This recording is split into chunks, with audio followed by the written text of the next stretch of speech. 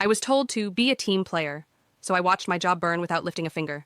I used to work at a mid-sized marketing agency, not glamorous, not terrible, but the culture was toxic in this subtle, suffocating way. Long hours weren't required, but if you left at 5 p.m., people would make little jokes like, half day, huh? I was an account manager juggling multiple clients. My boss, let's call him David, loved the phrase be a team player. That was his answer to everything. Late nights? Be a team player. Cover for someone else? Be a team player. The last straw came during a massive campaign we were running for a tech client.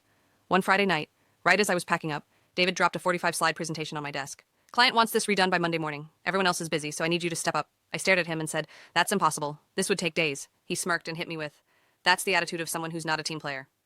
I ended up pulling an all-nighter Friday, working all day Saturday, and another late night Sunday. By Monday, I was wrecked. I presented the slides, and the client hated them. They scrapped the entire direction and decided to postpone the launch. When I told David I was fried, he laughed, actually laughed. Then he leaned back in his chair and said, welcome to agency life. You'll toughen up. He smirked and added, besides, you've got free nights now since the client hated your deck. I'll send you another project today. Try to make sure the client likes this one. That week, I decided I was done. But I didn't quit right away. See, I was the only person who knew the ins and outs of one of our biggest accounts, a retail brand that brought in nearly 40% of the agency's revenue.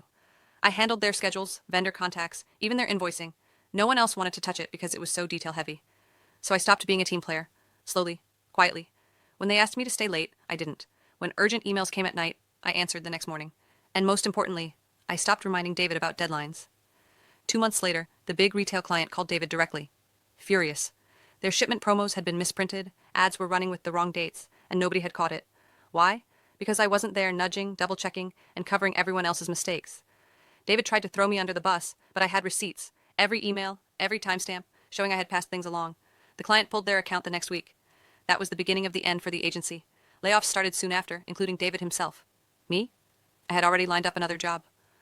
When I walked out on my last day, one of my coworkers whispered, you knew this was coming, didn't you? I just smiled. For once, I wasn't the team player. And it felt damn good.